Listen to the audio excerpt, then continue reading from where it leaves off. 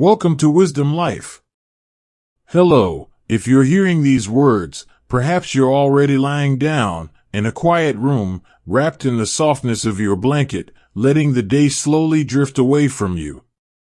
Tonight, we'll walk together through the stillness of ancient Egypt, not to witness battles or grand ceremonies, but to rest quietly in the daily life of those who lived long ago, beneath the golden sun and endless stars.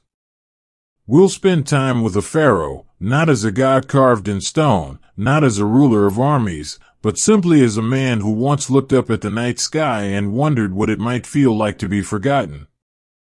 His life, they might call it disturbing, not because of horror or tragedy, but because of the quiet weight he carried each day, the loneliness hidden behind gold and silence.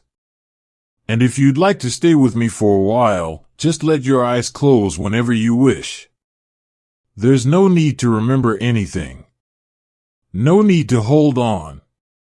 Just listen, and let your breath slow, as we step gently into the past. If this moment feels kind to your heart, perhaps you could leave a gentle like below, a quiet sign that you were here, that you listened, that you allowed yourself this peace. And if you'd like to return to stories like this one again, consider subscribing to Wisdom Life, where every night, we journey together into softer times. You might also share your city and the local time where you are, just so we can imagine, for a moment, that across oceans and deserts, we're all breathing slowly under the same quiet sky. Now, let the light around you grow dimmer, let your body sink into the surface beneath you, release the thoughts that followed you through the day, and let this voice carry you, like a small boat upon the Nile, drifting downstream, deeper and deeper, toward rest. We begin, in Thebes, just before dawn. Part 1, The Weight of the Crown. The first light of morning touches the eastern bank of the Nile, soft and pale, like a breath held too long. It spills over the sandstone columns of the palace in Thebes, warming the stone just enough to wake the lizards that have slept in its cracks. Inside, behind thick walls carved with silent gods and forgotten prayers, Pharaoh Nebmator stirs beneath his linen sheets. He does not wake suddenly. There is no alarm, no call to duty, only the slow return of sensation, the weight of the blanket, the faint scent of myrrh lingering from the night before. His eyes open, but he does not move. He listens. The room is quiet, so quiet that he can hear the distant coo of a dove perched on a balcony, the whisper of wind through papyrus reeds growing along the garden path. For a few moments, he is not a ruler. He is simply a man lying in bed, watching dust float in the thin beam of sunlight stretching across the floor. Then, as if cued by an invisible hand, the door opens without a sound. Two attendants enter, barefoot, their steps measured and even, their faces calm, eyes lowered. They do not speak. They know better than to break the silence with words. One carries a folded robe of fine white linen, edged with gold thread. The other holds a tray with a small bowl of water, a cloth, and a comb made of ivory. They move slowly, deliberately, as if time itself has been stretched thin. The first attendant kneels beside the bed and unfolds the robe, letting it fall open like a flower at dawn. The second dips the cloth into the water, wrings it gently, and offers it to the pharaoh. He sits up, his movements unhurried, and allows them to wipe his face, his hands, the back of his neck. The water is cool, soothing. It smells faintly of lotus. When he stands, they help him into the robe, fastening each clasp with care. Then comes the crown, a tall, narrow piece of gilded wood shaped like the sun rising between two mountains. One attendant lifts it with both hands, as if holding something alive, and places it gently upon his head. It is not heavy in weight, but it settles onto his skull like a memory he cannot shake. He feels it immediately, not as pressure, but as presence. The moment it touches him, he is no longer just a man waking from sleep. He is a vessel, a symbol, a name spoken in temples, written in stone, carried across generations. He walks to the window. The garden below is still damp with dew. A gardener waters the fig trees, moving with the same steady rhythm he has followed for 30 years. A cat stretches in a patch of sunlight, then curls back into sleep. Somewhere beyond the wall, a child laughs, a high, bright sound that echoes for only a second before fading into the morning air. The pharaoh watches. He does not smile. He does not frown. He simply watches, as if trying to remember what it felt like to laugh like that, freely, without thought, without consequence. Later, in the private chamber where he takes his morning tea, he sits alone for a short while. The attendants leave silently, closing the door behind them. On the low table before him rests a cup of mint tea, steaming gently. He wraps his hands around it, feeling the warmth seep into his fingers. He remembers another morning, many years ago, when she was still here, his queen, his companion, the one who would sit across from him and tell him stories about the birds nesting in the courtyard. She used to say that one day, they would leave all this behind. Not flee, just walk away. Take a boat down the river. Live in a small house near the delta. Grow vegetables. Sleep without guards outside the door. He had laughed then. Not because it was funny, but because the idea was so impossible it felt like a dream. Now, she is gone. Buried beneath stone. Forgotten by all but him. And sometimes, in moments like this, he wonders if she was the only one who ever saw him, not the crown, not the title, not the divine bloodline, but the man beneath. He sips the tea. It is warm. It is sweet. It is ordinary. And for a brief moment, that is enough. He closes his eyes. The sun climbs higher. The palace begins to stir, priests preparing rituals, scribes unrolling papyri, soldiers standing at attention along the corridors. But here, in this quiet room, there is only the sound of his breathing, slow and even, like waves retreating from the shore. He does not think about the council meeting later. He does not worry about the harvest reports or the letters from distant governors. He simply sits. He drinks his tea.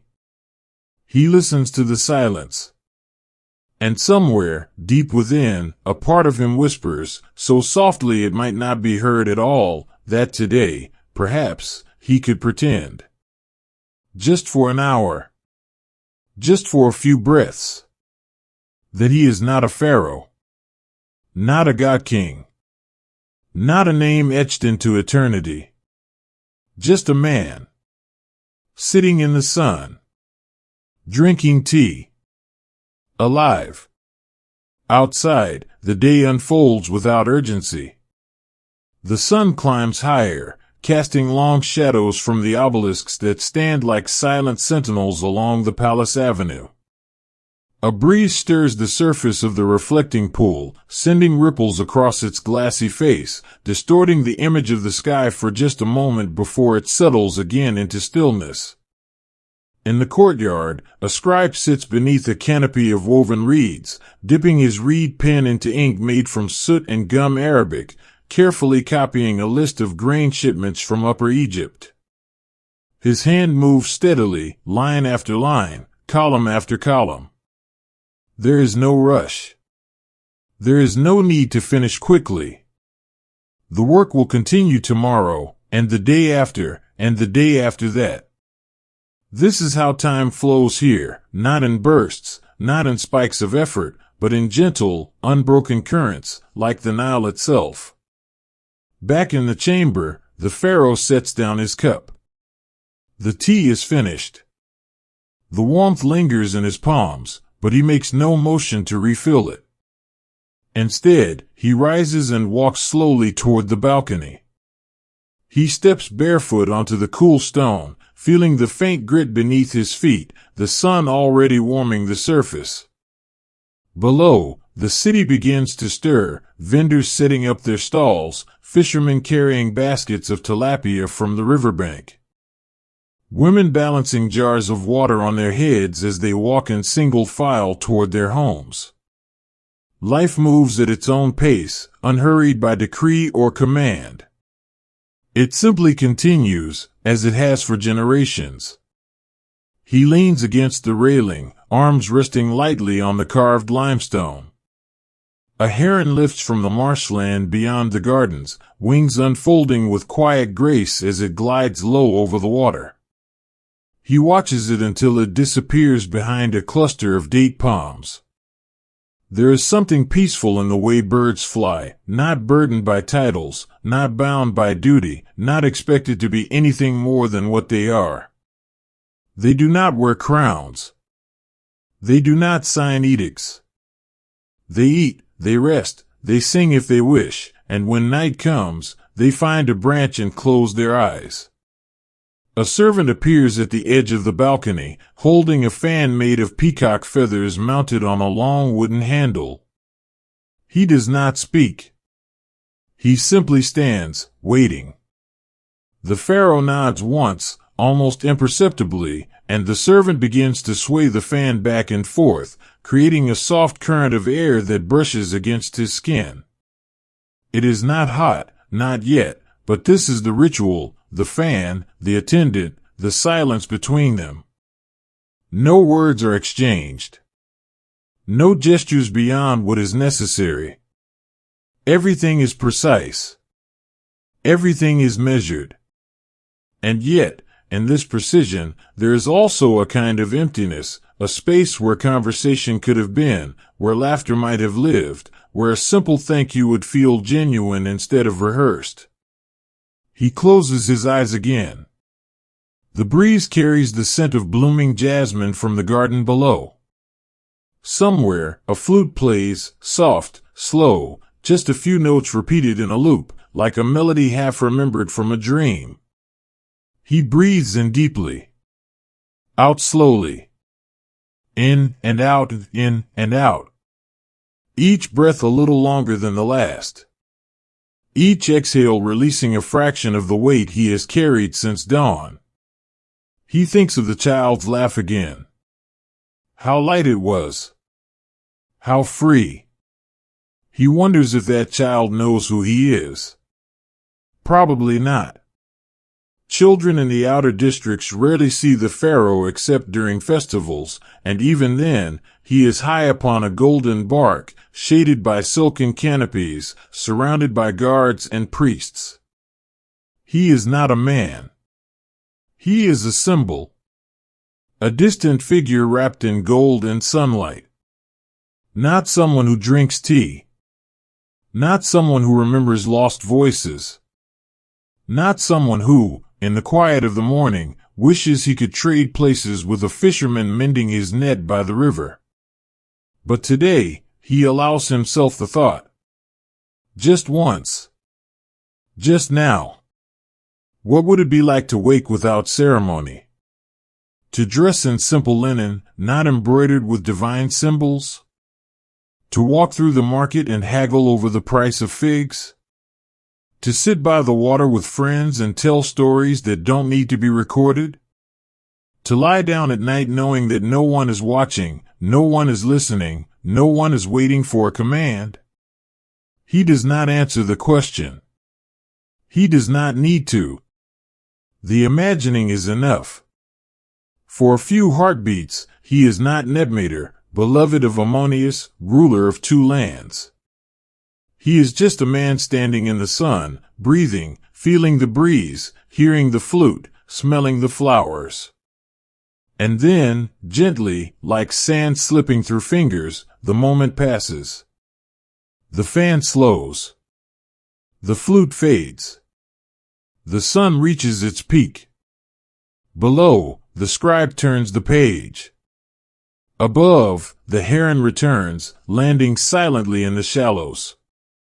And the pharaoh remains, still, quiet, present, wearing his crown, carrying his name, returning slowly to the role that never truly lets him go. Part 2, The Walls That Watch. The corridors of the palace stretch long and hushed, lined with stone walls painted in faded ochre and deep lapis blue, their surfaces covered in silent stories, gods receiving offerings, pharaohs smiting enemies, processions moving in eternal rhythm beneath a sun that never sets. The air here is cool, untouched by the heat of the day, as if time itself has been sealed beneath the thick limestone ceiling. No echoes bounce from these walls. No voices rise above a whisper. Even footsteps seem to vanish just moments after they are made, absorbed into the stillness like droplets into sand. This is not a place of noise. It is a place of presence, a space where every surface watches, every column stands witness, every shadow holds its breath. Pharaoh Nebmator walks slowly down one of these corridors, alone. His attendants have stepped back, instructed to remain at a distance. He does not often do this, move without escort, without ceremony, but today, he feels the need for it. Not rebellion. Not defiance. Just a small act of quiet. The soles of his sandals glide over the polished floor, smooth as river stone, worn down by generations of measured steps. He passes doorways veiled with linen curtains, rooms filled with chests of papyrus scrolls, jars of oil, robes folded with ritual precision. Each chamber has its purpose. Each object its place. Nothing is out of order. Nothing is unexpected. And yet, in this perfection, there is a kind of loneliness, a silence so complete it begins to hum in the ears. He stops before a large hall, its entrance framed by two towering statues of Sekhmet, her lioness face calm but unyielding, her eyes carved to follow whoever enters. This is the Hall of Council, where he meets with advisors, priests, and generals. Inside, the long table is already set, cups of water, fresh reed pens, clay tablets waiting to be inscribed. But no one is there yet. The room is empty. Sunlight filters through high narrow windows, casting golden rectangles across the floor, motionless, like bars of light laid down by an unseen hand. He steps inside, not to sit, not to speak, but simply to stand in the space where so much is decided, where borders are drawn, taxes are set, temples are funded, lives are shaped, all in his name. And yet, in this moment, no one needs him. The room functions without him. The sunlight would fall the same. The dust would settle the same. The silence would remain. He walks to the head of the table, where his throne sits elevated on a low dais. It is carved from ebony and inlaid with turquoise, shaped to support his spine, designed for dignity, not comfort. He does not sit. Instead, he rests one hand lightly on the back of it, feeling the coolness of the stone beneath his palm. He closes his eyes. He imagines what it would be like if this room were different, if the walls were made of mud brick instead of stone, if the floor were packed earth, if the only light came from a single oil lamp flickering in the corner. If the people who gathered here were not dressed in fine linen and gold, but in simple cloth, their faces marked by sun and labor. If their voices could rise, could laugh, could disagree without fear. But this is not that place. Here, every word is measured. Every gesture observed. Every silence interpreted. A furrowed brow might be seen as doubt. A sigh might be recorded as discontent. Even stillness can be mistaken for judgment. He turns and walks back into the corridor. The statues watch him go. Further down, he reaches the chamber of records, where scribes work in pairs, copying inventories, letters, decrees. They sit cross-legged on low stools, back straight, hands steady. No one looks up as he passes. They do not greet him. They do not pause. They continue writing, line after line, as if he were just another shadow crossing the floor. And perhaps that is how it should be.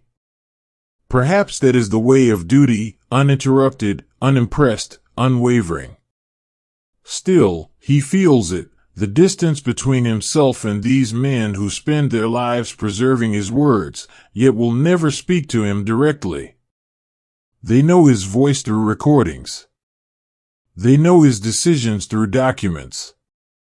But they do not know the man who hesitates before signing, who sometimes stares at a petition for minutes without reading it, lost in thought. One scribe drops his stylus. It clatters softly against the stone. He freezes.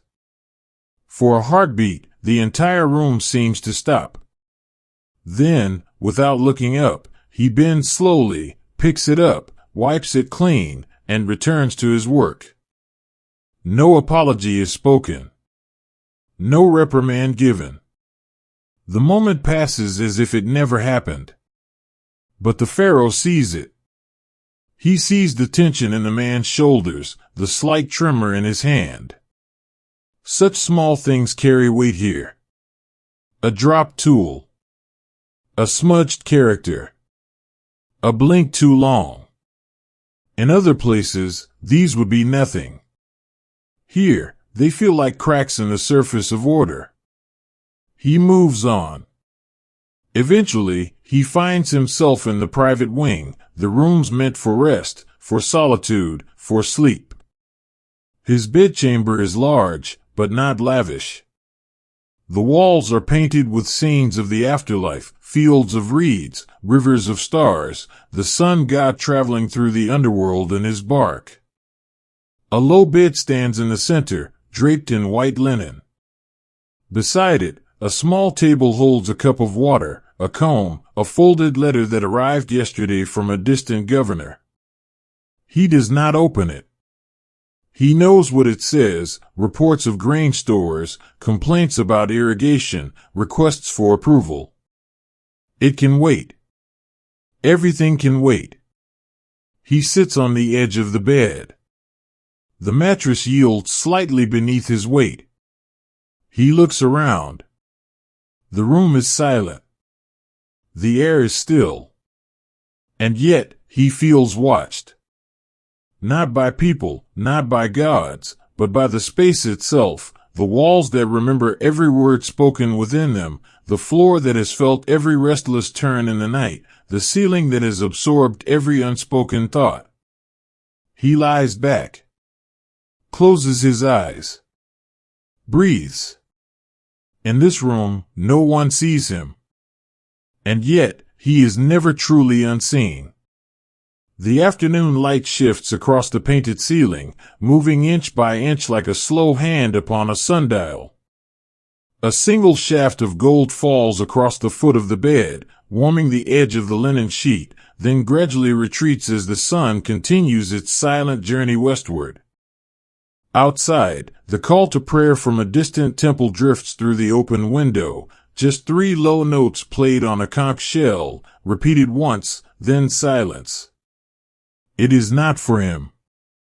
It is for the people in the outer districts, the farmers, the potters, the weavers, the ones who mark their days not by council meetings or celestial alignments, but by the rhythm of hunger, rest, and work. He listens. There is comfort in knowing that somewhere, life unfolds simply. He rises and walks to the window. Below, the palace gardens stretch out in careful order, rows of date palms aligned like soldiers, pools of still water reflecting the sky, paths of crushed white limestone winding between beds of blue lotus and red poppies. Gardeners move slowly between the plants, trimming leaves, checking soil, refilling irrigation channels. Their movements are unhurried, almost meditative. One man stops to drink from a clay cup, wipes his brow with the back of his hand, then resumes his task. No one rushes. No one shouts. There is no need. The garden does not demand urgency. It asks only for attention, given steadily, day after day. He watches them for a long time. Not with authority. Not with judgment. Just with quiet observation. He wonders if they ever think about him, this man who lives above them, behind thick walls, surrounded by silence. Do they imagine his life as grand? As joyful? As free? Or do they, in their moments of rest, understand, without words, that even gilded rooms can feel heavy? That even divine titles cannot warm a lonely heart?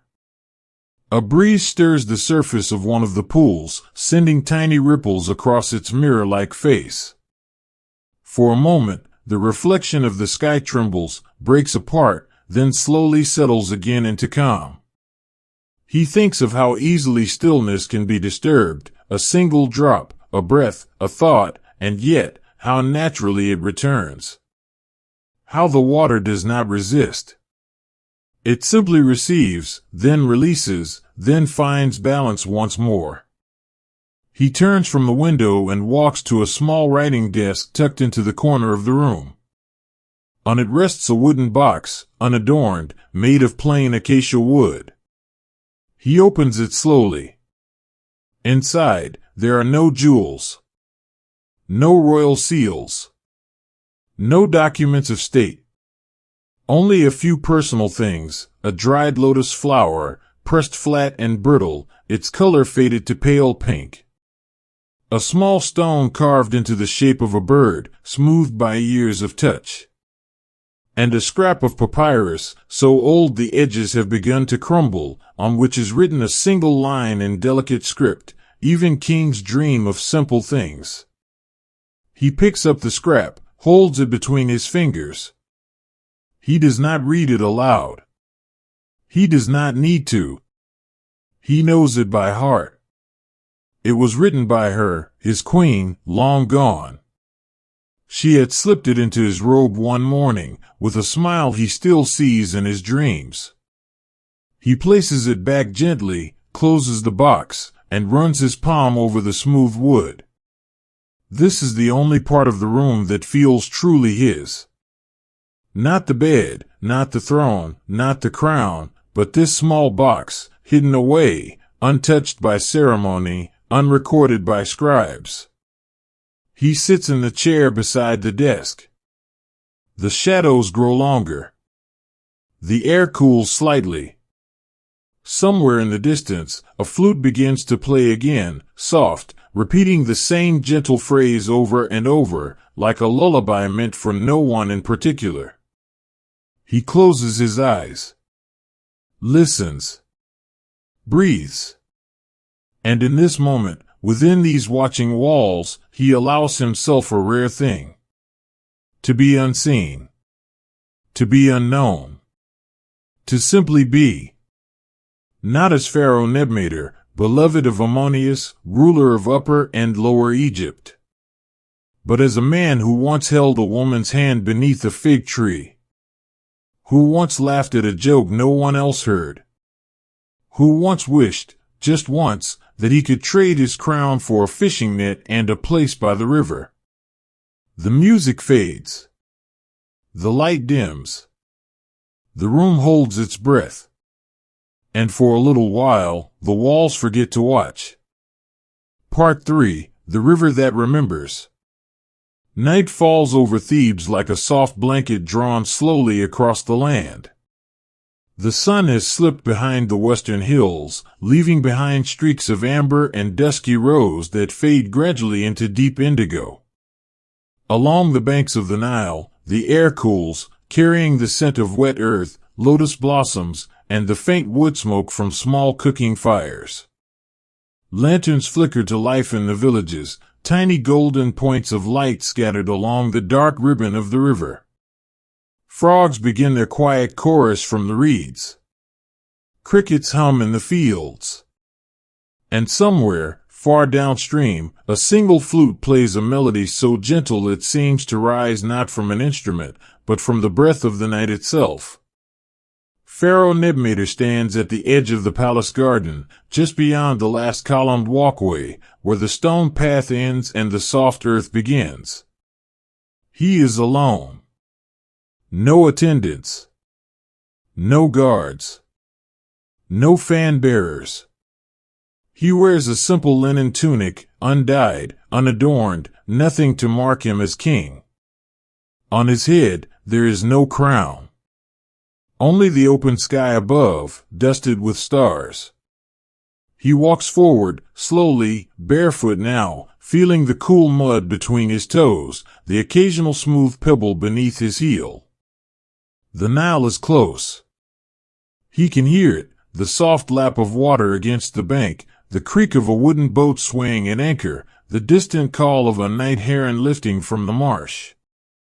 He reaches the shore. A small rowboat rests there, pulled halfway onto the sand, its hull worn smooth by years of use. It is not his. It belongs to a fisherman who leaves it here each evening after work. But tonight, it waits, empty, still, as if expecting someone. He steps in carefully, the wood creaking softly beneath his weight. He does not take the oars. He does not need to go far. He simply sits, facing the river, letting the boat rock gently with the rhythm of the current. The Nile moves slowly here, wide and calm, reflecting the stars like scattered silver coins tossed upon black velvet. It has no urgency. It does not rush toward the sea. It flows as it always has, as it will for centuries after all names have been forgotten. This river has seen pharaohs come and go. It has carried barges laden with stone for pyramids, with statues of gods, with the coffins of kings wrapped in linen and gold. And yet, it treats them all the same, no favor, no judgment, no memory. It simply flows. He leans back, hands resting on the edges of the boat, fingers brushing the cool surface of the water. Ripples spread outward in silence, catching the starlight for a moment before vanishing into the dark. He watches them disappear. Then makes another. And another. Each one smaller than the last. Each one returning to stillness. A sound nearby, a soft footstep in the sand. An old man approaches, wrapped in a coarse woolen shawl. He carries a clay cup and a small jug. He sees the figure in the boat but does not startle. Does not bow. Does not speak at first. Instead, he walks to the bank, sits on a flat stone, pours a little dark liquid into the cup, and offers it without a word. The pharaoh takes it. It is warm. It smells of dates and cinnamon. He sips. It is sweet. Earthy. Real. You're out late, the man says finally, his voice low, roughened by years of wind and sun. So are you, the pharaoh replies, keeping his tone neutral, simple. The man chuckles. Old bones don't sleep much. And the night is kind. Better than the heat of the day. Yes, the pharaoh says. Better.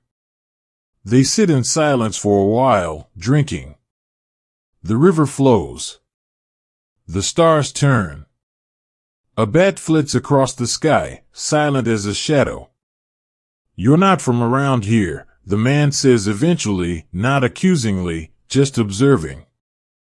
No, the pharaoh answers. Not exactly. I thought so. You sit like someone who's used to waiting. Not for food or news, but for permission. The pharaoh looks at him. There is no mockery in the man's eyes. No suspicion. Just quiet understanding, the kind that comes from a lifetime of watching people. Maybe I am, he says. The man nods, as if this confirms nothing and everything at once. My son used to wait like that. Before he became a scribe. Said every word had to be weighed before it was spoken. Every step measured. I told him, you were born free. Don't let paper chains bind you. He sighs. He doesn't visit much anymore.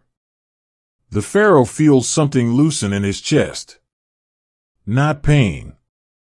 Not sadness. Just recognition, a quiet echo of a truth he has carried for years but never named. They talk a little longer. About the harvest. About the rising of the floodwaters. About a dog that follows the fishmonger each morning, hoping for scraps. Simple things. Ordinary things. No mention of palaces. No reference to power. No need for titles. Here, by the river, he is not a god-king.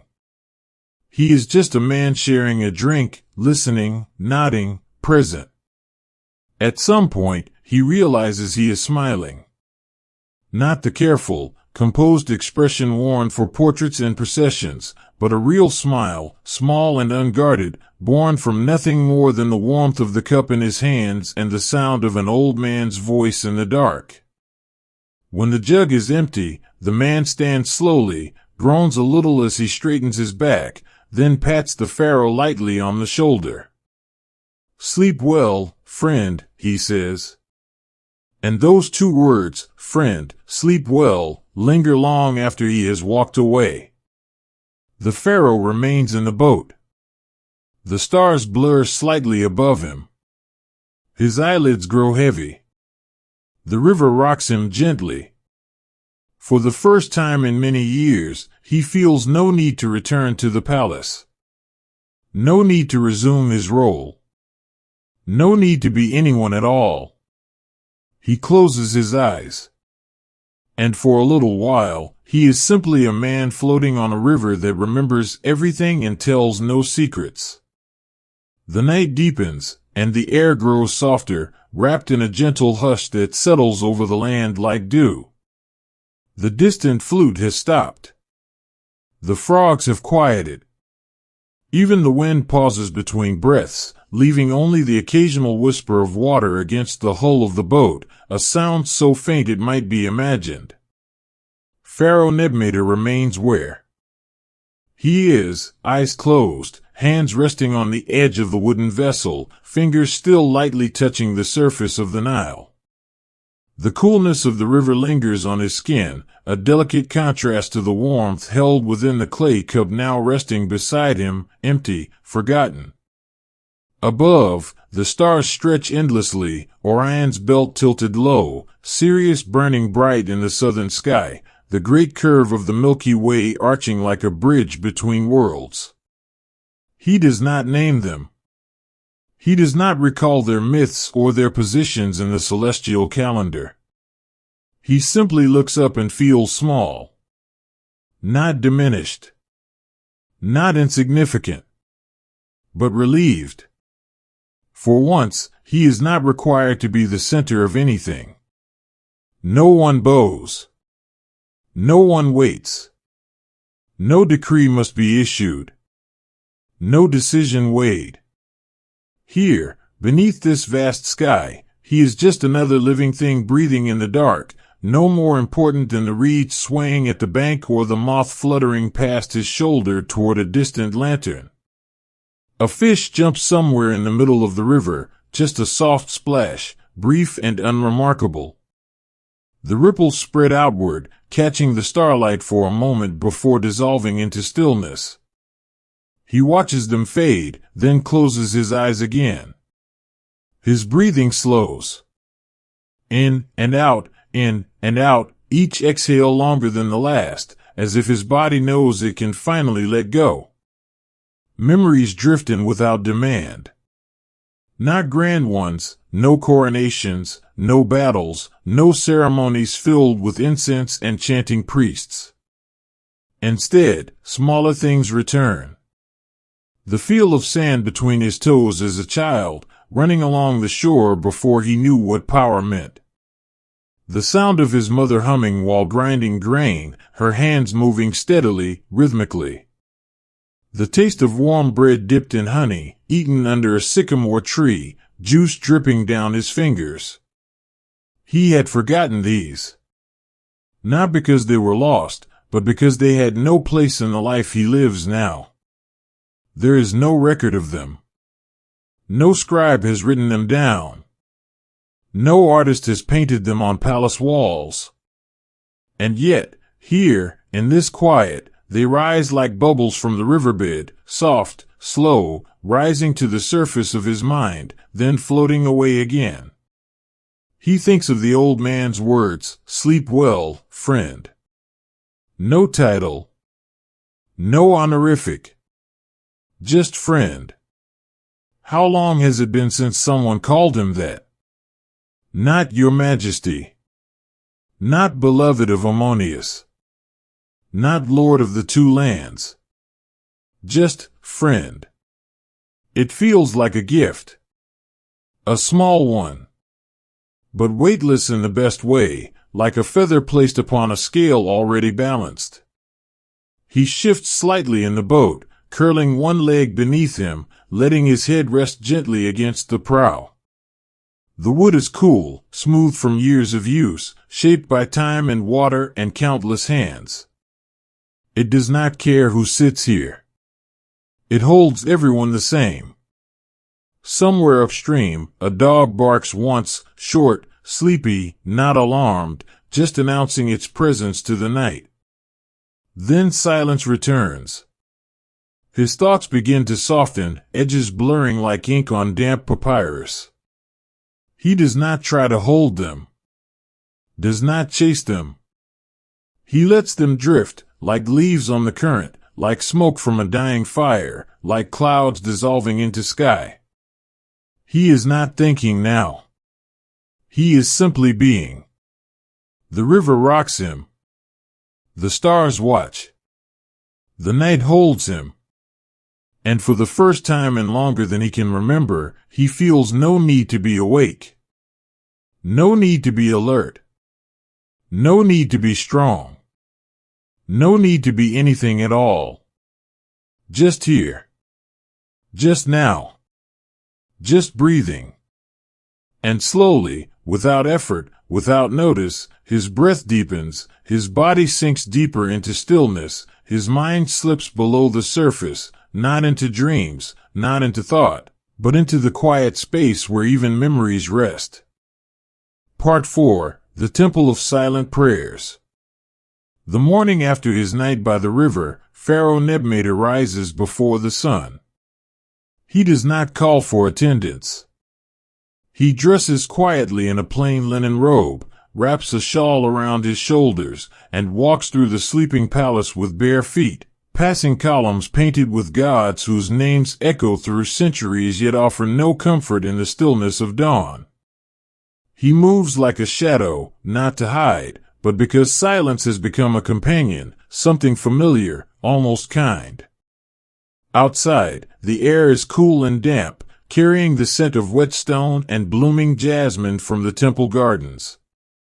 The path to the sanctuary of Ammonius winds gently through groves of sycamore and tamarisk, their leaves silvered by dew, their branches arching overhead like hands folded in prayer. Birds stir in the foliage, rustling softly, then fall quiet again as if sensing the hush that belongs to this hour. He enters the temple through a side passage, not the grand eastern gate used for processions. This smaller entrance is worn smooth by generations of bare feet, priests, pilgrims, widows, farmers, those who come not for spectacle, but for stillness. The stone floor is cool beneath his soles, its surface polished by time and countless steps. Torches burn low in their niches, flames flickering gently without wind, casting long, wavering shadows across the walls where scenes of offering and devotion unfold in faded paint. The air is thick with the scent of myrrh and frankincense, not overpowering, just present, a fragrance that settles into the clothes, the skin, the breath, like memory.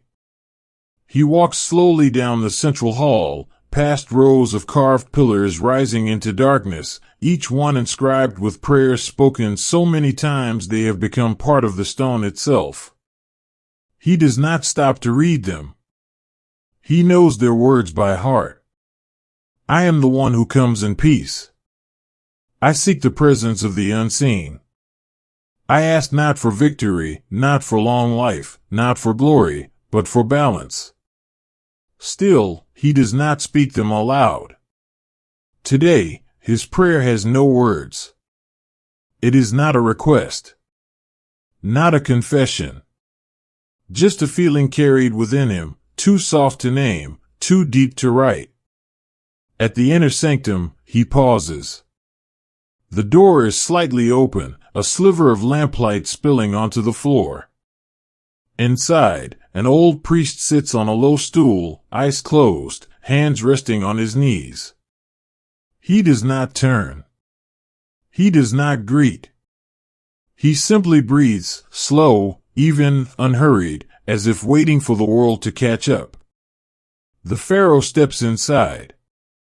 The air is cooler here, heavier, as if sound itself moves more slowly.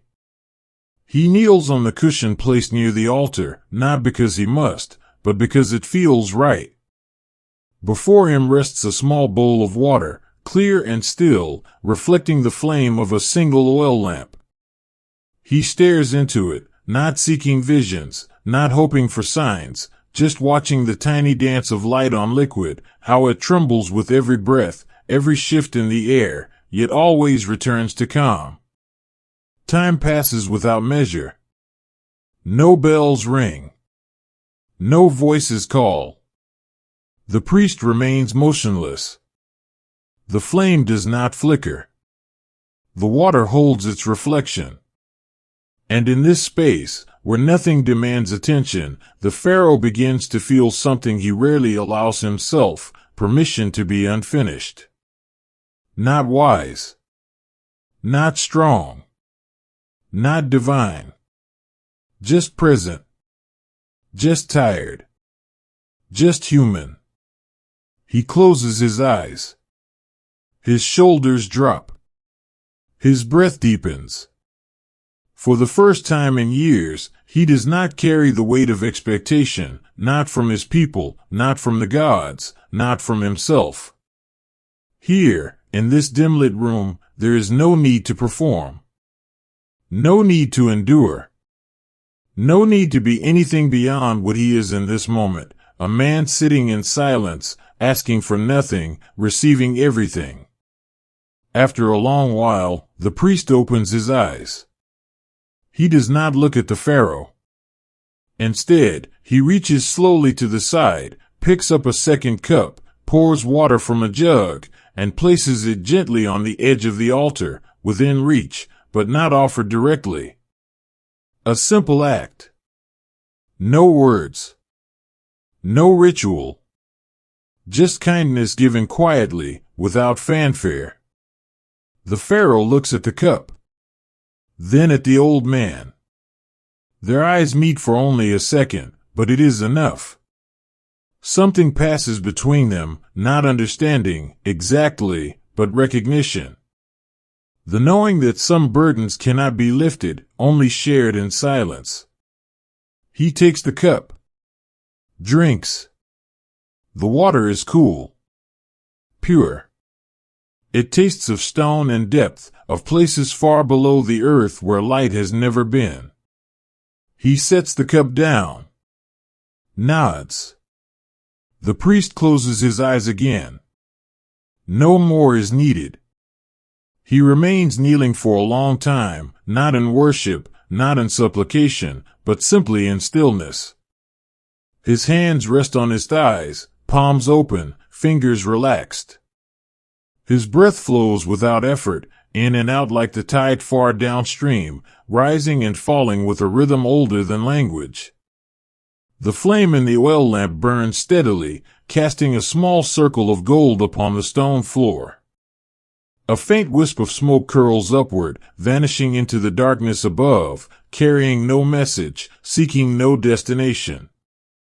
It simply rises, dissolves, becomes nothing. And somehow, that feels peaceful. Outside, the first light of morning begins to seep through the high clerestory windows, pale and diffused, as if the sun itself is hesitant to disturb this place. Dust motes drift slowly in the thin beams, floating without urgency, catching the light for a moment before sinking again into shadow. Somewhere deep within the temple, a door creaks open, soft, slow, like the sound of a book closing after a long night of reading. Footsteps follow, muffled by layers of time and silence. A young acolyte enters, head bowed, carrying a fresh bundle of reeds for the incense burner. He sees the pharaoh but does not react, does not bow, does not speak. He moves to the corner, places the reeds beside the brazier, then retreats the way he came, leaving only the faint scent of dried herbs behind. There is no ceremony in his actions, no performance, just duty carried out with quiet reverence, like breathing. The old priest stirs slightly, shifts his weight, but does not open his eyes. His chest rises and falls with the depth of one who has long since stopped chasing sleep and instead allows it to come when it wishes. The pharaoh watches him for a while, envying not his wisdom or his status, but his ease, the way he sits without needing to be seen, without needing to mean anything to anyone. He wonders what it would be like to live a life so unburdened by name, by title, by the expectations of millions. To wake each day not as a symbol, but as a man whose value is not measured in temples built or battles won, but in moments like this, silent, still, complete. He thinks of the cup of water again. How it was given without words, without obligation, without even a glance. It was not a gift meant to impress. It was not recorded. It will never be remembered. And yet, in its simplicity, it felt more real than any decree ever signed in his name. He closes his eyes and holds the feeling of it, the cool clay against his palm, the quiet act of being seen without judgment, of being offered care without demand. It lingers in his chest like warmth from a fire long after the flames have died. Slowly, he bows his head. Not to the statue of Ammonius behind the altar, not to the sacred flame, but to the space itself, to the silence, to the stillness, to the permission it has given him to simply be. When he lifts his head again, his eyes are closed, but his face is softer, as if some invisible weight has settled into the earth beneath him. He stands at last, movements slow and deliberate, not because he must, but because there is no need to rush. He takes one last look at the bowl of water, now perfectly still, reflecting only darkness. Then he turns and walks back through the hall, past the towering pillars, beneath the painted sky of gods and stars, out into the morning light. The sun is higher now, gilding the treetops, warming the path. Birds sing in gentle bursts. A cat stretches in a patch of sunlight near the outer gate. Life continues, as it always does, indifferent to kings and prayers alike. And somewhere, deep within, the silence remains. Not loud. Not demanding. Just there. Like a breath held in kindness. Like a hand resting on your shoulder when you didn't know you needed it. Part 5, The Night of No Dreams. The day passes without incident. The sun moves across the sky in its usual arc, rising, pausing, descending, as it has for countless generations. Council meetings are held, petitions are reviewed, offerings are made at the temple. The routines of the palace continue, measured, predictable, unbroken. And yet, something feels different. Not in any way that can be named or recorded, but in the quiet spaces between moments, the way a breeze lingers just a second longer on the skin, or how the light at dusk seems softer, more forgiving. Pharaoh Nebmeta notices it only faintly, like a thread pulled loose from the edge of a tapestry, barely visible unless you're already looking. He does not speak of it. He does not try to hold it. He simply allows it to exist, like the scent of lotus on evening air, present one moment, gone the next. When night comes again, he retires early. The attendants help him remove his robe, fold it with care, place it in the cedar chest. They offer oil for his hands, water for rinsing, a cup of warm milk infused with chamomile and honey. He accepts each thing with quiet thanks, then dismisses them before they light the sleeping lamp. He prefers the dark. Not the thick, suffocating dark of sealed tombs beneath the desert, but the gentle dark of a room open to the night, where shadows pool in corners, where starlight slips through the window like breath, where silence is not empty, but full. He lies down on the bed, pulls the linen sheet up to his chest, and closes his eyes. The day's thoughts drift in slowly, not with urgency, not with insistence, but like leaves floating on still water. A scribe's report about grain stores in Nubia. The sound of a flute from the garden. The old priest's silent offering of water. None of them stay long. Each appears, hovers briefly, then floats away again, carried off by the slow current of his breathing. In and out, deeper now, slower, as if his body knows what his mind has not yet admitted. Tonight, there is no need to remain alert. No need to remember. No need to be ready. But sleep does not come. Not because he is restless. Not because he worries. There is no ache in his heart, no weight on his chest. He is not thinking of duty, or loss, or the future. He simply is not asleep.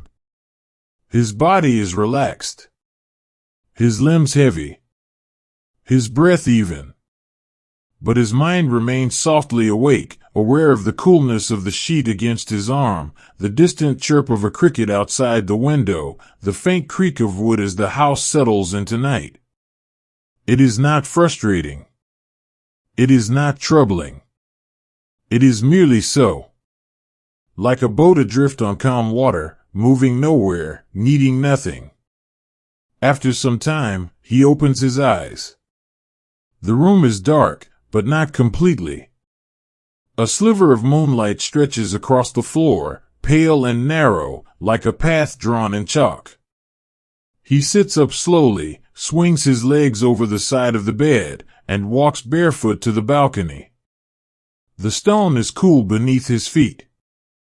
The air is still, carrying the scent of night-blooming jasmine from the garden below. He leans against the railing and looks out. The city sleeps. Lights flicker in a few homes, oil lamps left burning low, perhaps for someone tending a child, or an elder who finds rest elusive. Farther out, near the riverbank, a single fire glows in a small courtyard. Around it, shapes move gently, one larger, one smaller. A parent and a child, maybe. The larger figure rocks slowly back and forth, humming a tune too soft to hear. The smaller one rests against their chest, eyes closed, arms slack. A lullaby. Not grand.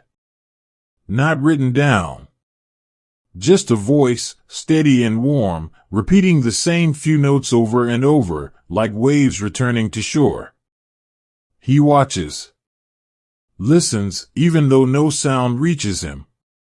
And then, without deciding to, he begins to hum. Quietly. Softly. Matching the rhythm he imagines, letting the vibration rise from his chest, pass through his throat, spill into the night. It is not a song he knows. Not one taught in palaces or sung in temples. It is something simpler, something wordless, shapeless, born not of memory but of feeling. He repeats it. Again. Again. Each time softer than the last, until the sound is barely louder than his breath. His eyelids grow heavy. His head tilts forward slightly. His hands rest on the railing, fingers loosening. The lullaby fades into silence. He does not return to bed. He does not lie down. He simply stands there, swaying almost imperceptibly, caught in the threshold between waking and sleep, like a reed bending in a slow wind. And then, without falling, without closing his eyes, without noticing the shift at all, he is no longer awake. There are no dreams. No visions. No journeys through the underworld. No voices of ancestors. Just absence. A soft, velvet emptiness. A pause in thought. A space where nothing happens.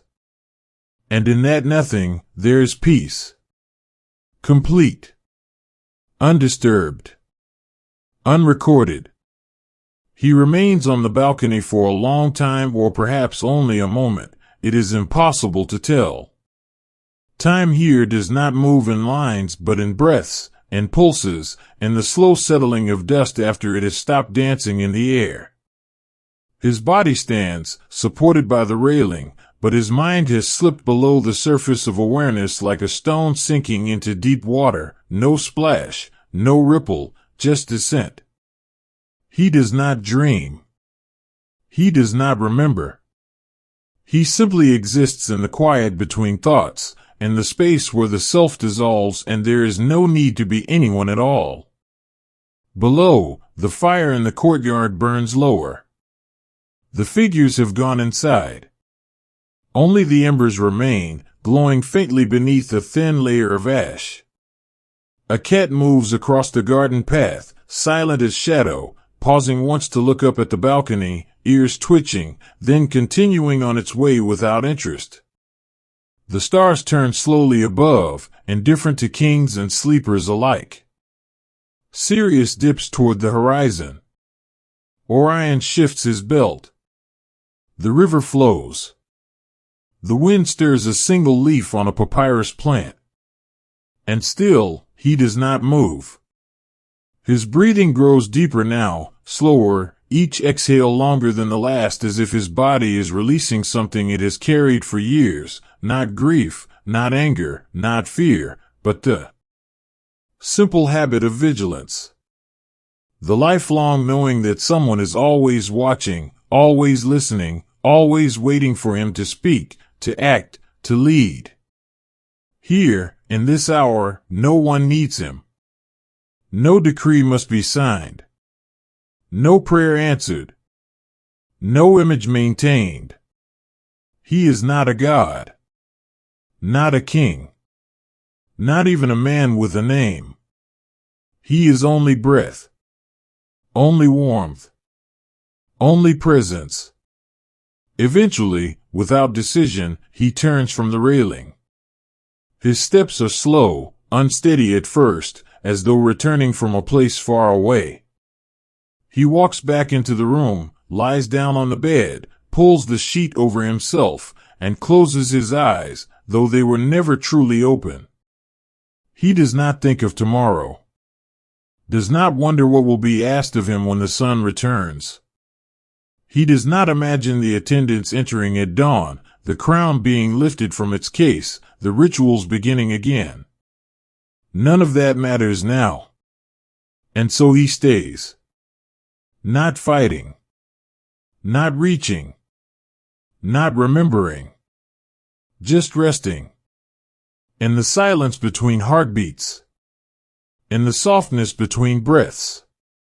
in the dark where nothing is required. And when sleep finally wraps around him like a second skin, it does not feel like surrender. It feels like coming home. Part 6. The sand that covers everything.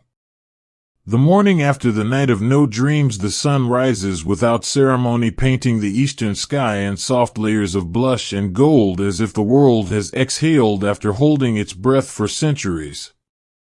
Light spills over the desert plateau, touching the tips of the obelisks, the edges of temple roofs, the still surface of the palace pools where lilies float with quiet grace. There is no fanfare, no trumpet call, no priest chanting from the high terrace. Just the slow return of warmth to the earth, the gradual awakening of birds in the tamarisk trees, the distant sound of a goat bell tinkling somewhere beyond the garden wall. Another day begins not with urgency but with inevitability, like the Nile flowing toward the sea or sand shifting beneath a breeze too faint to feel. Inside the bedchamber, Pharaoh Nebmater lies motionless beneath the linen sheet, his breathing, even his face, relaxed in a way it rarely is upon waking. He does not stir immediately. He does not open his eyes. He simply exists in the space between sleep and wakefulness, where thoughts have not yet formed and the weight of identity has not yet settled back onto his shoulders. For a few suspended moments he is not a ruler, not a symbol, not a man burdened by memory or duty. He is only sensation, the warmth of sunlight on his forearm, the faint scent of chamomile lingering in the air, the softness of the pillow beneath his head. And then slowly, gently, as if emerging from deep water, he returns. His fingers twitch. His chest rises with a deeper breath. His eyelids flutter open. The room is quiet. The attendants have not yet come. The crown rests untouched in its case. The world outside continues without demanding anything of him. He turns his head slightly toward the window, where light falls across the floor in a long golden rectangle, undisturbed by footprints or shadow. He watches it for a long time, not thinking, not planning, just allowing himself to be held by this moment where nothing is required and everything is given. After some time he sits up. The movement is unhurried. There is no need to rush. No council meeting waits. No envoy stands at the gate. He walks barefoot to the balcony and leans against the railing, feeling the cool stone beneath his palms. Below, the garden is still damp with dew. A gardener kneels beside a row of lotus plants, trimming dead leaves with careful hands.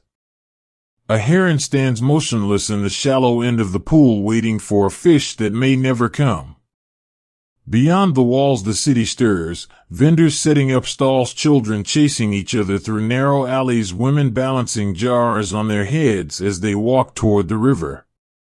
Life unfolds not in grand gestures but in small repetitions, the same actions performed today as were performed yesterday and will be performed tomorrow. And there is comfort in that. In knowing that while kings rise and fall, empires fade, and names are forgotten, the world continues in its quiet rhythms. The sun warms the stone. The wind bends the reeds. The river carries silt downstream. And people live. They eat. They rest. They love. They forget. They die. And the earth receives them all the same. He watches for a long while, then turns away and dresses slowly in a plain linen robe, choosing one without gold thread or sacred symbols, simply because he wishes to feel ordinary today. He does not call for the fanbearers. He does not summon the scribes.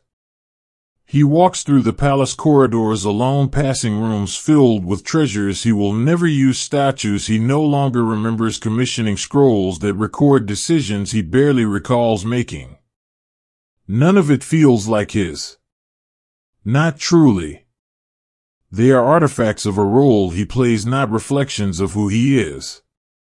And yet he does not reject them. He does not rage against their emptiness. He simply moves through them with quiet acceptance, like a traveler walking through a museum of someone else's life. Later in the afternoon, he visits the western bank of the Nile where the desert begins. He goes on foot, accompanied by no guards, no priests, no attendants. He walks slowly along the edge of the cultivated land where green fields give way to pale sand. The air grows drier. The sounds of the city fade. Only the wind remains whispering through the dry grasses, carrying grains of dust that settle lightly on his skin. He finds a place beneath a solitary acacia tree, its branches twisted by years of wind and heat, and sits down cross-legged in the shade. Before him the desert stretches endlessly, rippling in waves of gold and ochre, fading into haze at the horizon. It is beautiful not in the way of gardens or temples, but in its silence, its vastness, its indifference. This land does not care about power. It does not remember names. It does not honor titles. It simply is. And in its stillness he finds something close to peace. He closes his eyes and listens. The wind. The distant cry of a hawk. The soft crunch of sand shifting beneath a lizard's feet. No voices. No demands. No expectations. Just existence unfolding in its most basic form. He breathes in deeply, the air warm and dry, and tastes faintly of salt and stone. He breathes out slowly, releasing something he did not know he was holding. And again. And again. Each breath a little softer than the last, until his body feels weightless, as if he might dissolve into the air and drift away on the breeze. He thinks of the old man by the river, the silent priest, the child sleeping in their parents' arms. He thinks of the cup of date wine, the bowl of water, the word friend. These are the things that remain, not the monuments or decrees or inscriptions in stone. These small unrecorded moments of kindness, presence, and connection. They leave no mark on history. They are not written down. They cannot be claimed or owned. And yet they are real. More real than gold. More lasting than pyramids. Because they live not in stone but in feeling. And feeling does not decay. It simply returns, and a scent and a touch, in the quiet understanding between two people who do not need to speak. He does not cry. He does not smile. He simply holds the thought like a smooth stone warmed by the sun and lets it rest in his chest. Hours pass. The sun begins to descend, painting the dunes in long shadows that stretch like fingers across the sand. He does not move. He does not check the time. There is no need. The desert has its own clock, measured in light and heat and stillness. Eventually he stands, brushes the sand from his robe, and begins the walk back. The path is the same, but he feels different, not changed exactly, but softened, as if something inside him has settled into place. When he reaches the riverbank, he pauses, watching the water flow toward the sea, carrying silt seeds and the reflection of clouds. He picks up a small stone, smooth and dark from years of tumbling in the current, and drops it into the water. It sinks without a sound. No ripple. No disturbance. Just disappearance. And he smiles faintly, knowing that this too is okay. To vanish. To be forgotten. To return to the earth without fanfare. It is not failure. It is completion. Years later, perhaps centuries, many lifetimes from now, a team of archaeologists works quietly in the sands near the edge of the ancient city. They are not searching for treasure. Not hunting for tombs. They are mapping soil layers, studying erosion patterns, recording the slow retreat of the desert toward the cultivated land. One of them, a young woman with dust in her hair and tired eyes, uncovers a small wooden box buried just beneath the surface. It is fragile, cracked by time, but intact. She lifts it carefully, places it on a cloth, and opens it with gloved hands. Inside there is no gold, no jewels, no royal seal.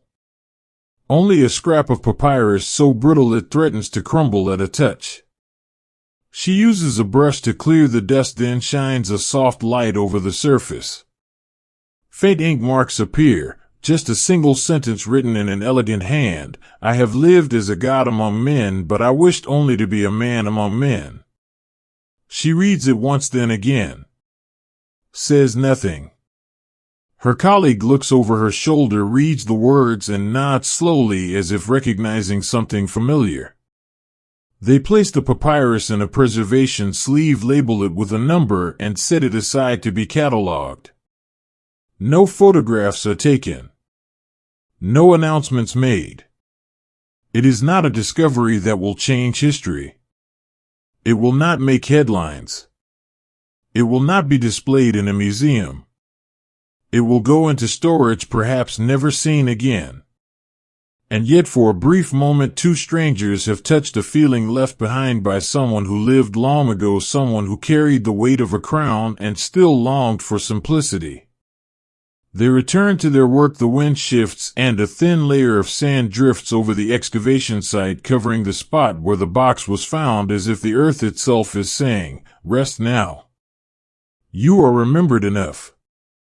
Back in the present, the night settles over Thebes like a soft blanket.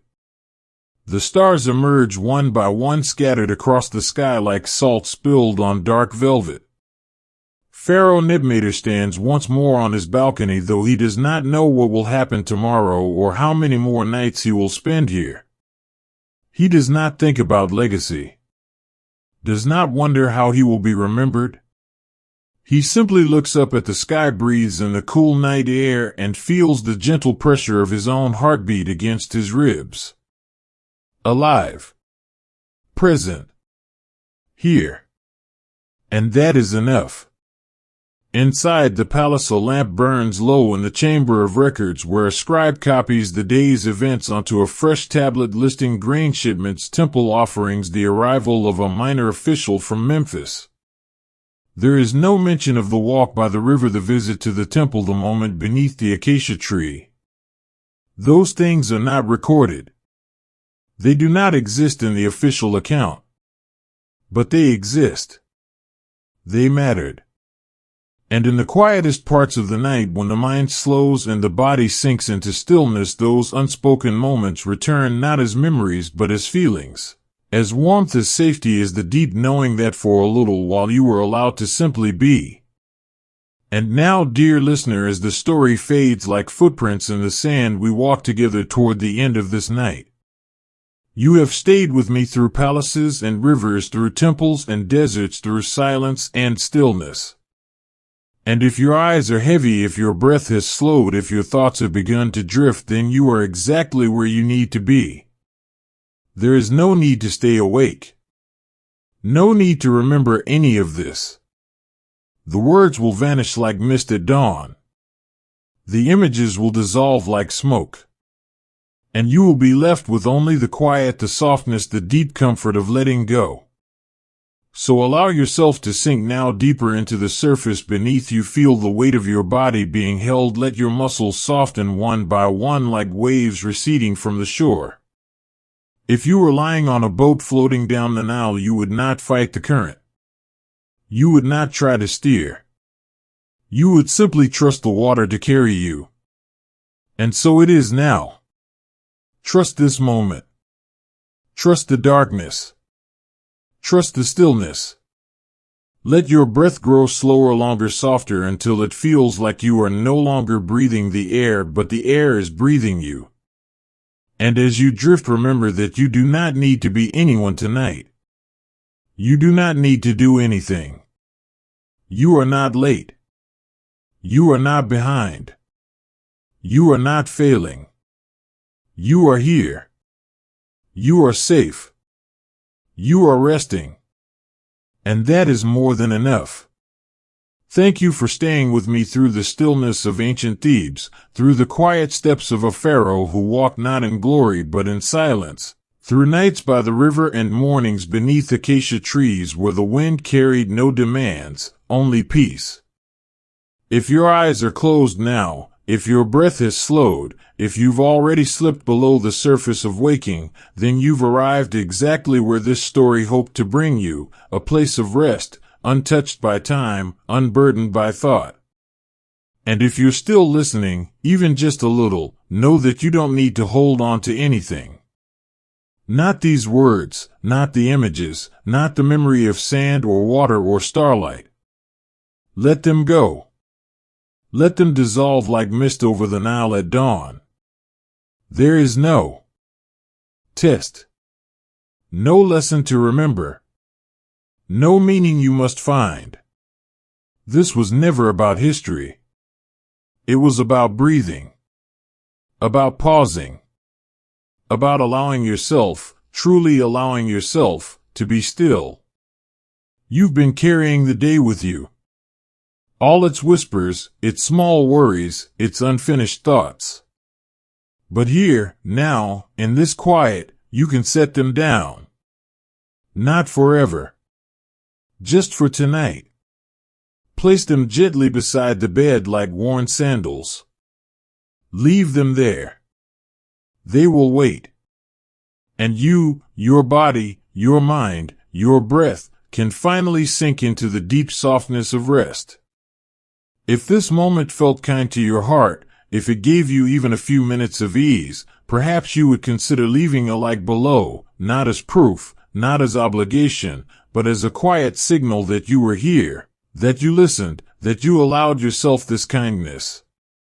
And if you'd like to return to stories like this one, whenever sleep feels far away or the world feels too loud, you're always welcome to visit Wisdom Life, where every night we step gently into the past so we can rest more deeply in the present. You might also share where you are and what time it is for you, so we can imagine, across oceans and continents, that somewhere in the dark, someone else is breathing slowly too. Now, let the darkness around you grow deeper. Let your body feel heavier. Let each breath carry you further into calm. You don't need to do anything. You don't need to be anyone. You are safe. You are held. You are already home. Sleep now. Softly. Deeply. Without effort. And may the silence of ancient sands cover your thoughts. May the rhythm of forgotten rivers rock your mind. May the stars above watch over you not as gods, but as old friends. Good night.